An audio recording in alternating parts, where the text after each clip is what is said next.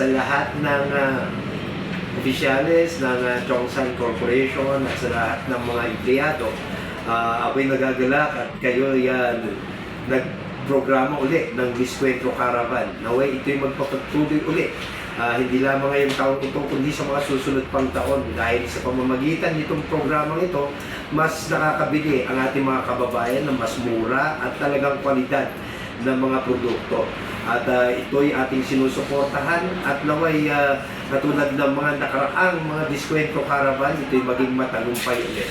Sa inyong lahat, congratulations and more power, and keep on sponsoring this kind of projects.